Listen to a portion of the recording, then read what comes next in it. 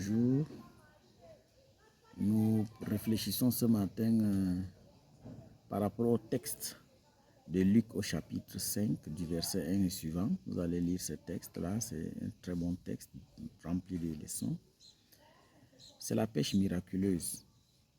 Alors que les disciples de Jésus ont passé toute la nuit sans avoir du poisson, sans fruit de leur travail, le matin venu, ils vont se diriger au bord du lac pour laver leur filet comme d'habitude. Et là, Jésus va s'amener, il va monter sur l'une des barques et il va leur instruire de jeter leur filet après s'être éloigné du bord. Et Simon lui dit, Seigneur, nous sommes des professionnels, nous connaissons ce travail, ce n'est pas le moment de pécher, mais sur ta parole, nous allons obéir.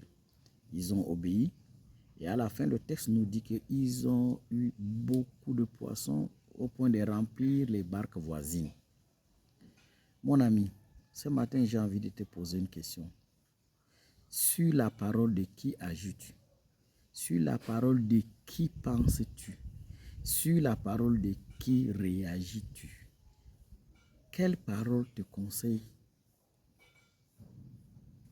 Parfois, nous agissons en disant, je connais, je suis d'une longue lignée de tels, je viens de telle famille, j'ai tel background et je ne veux pas changer ma manière de penser parce que j'ai hérité de cela. Il y a des personnes qui suivent encore des ancêtres, qui suivent des hommes de Dieu, qui suivent leurs pensées, qui ont confiance à leur expérience professionnelle.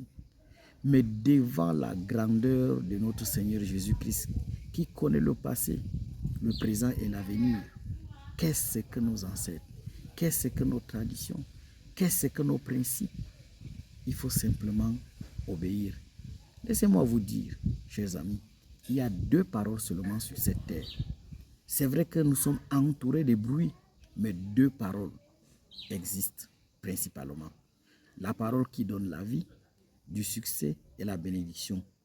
Celle-là, c'est la parole dont la Bible parle dans Josué 1, verset 8. Et l'autre parole qui apporte la mort, l'échec et la malédiction. Ce matin, quelle parole veux-tu suivre? Le Saint Livre dit dans le psaume 115, verset 5, « Ta parole est une lampe à mes pieds et une lumière sur mon chantier. » La parole de Dieu nous conduit. C'est elle qui est immuable. Elle ne change pas. Elle est véridique.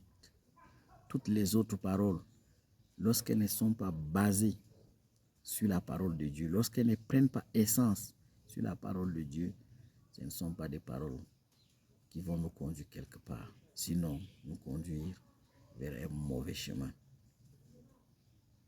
J'ai suivi la CAN comme vous. Et le numéro 18 ivoirien, Ibrahim Sanga, a dit après le match qu'avec Dieu, on gagne toujours.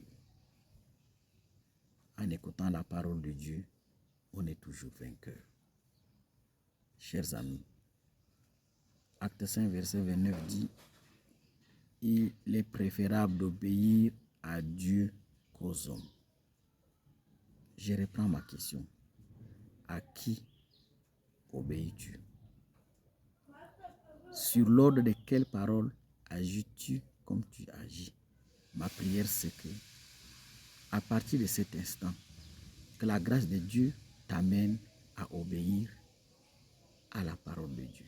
En obéissant à la parole de Dieu, c'est à Jésus que tu obéis, c'est à Dieu que tu obéis. Et lorsque tu obéis à ton Créateur, il te bénit. Bonne journée. Que Dieu te bénisse.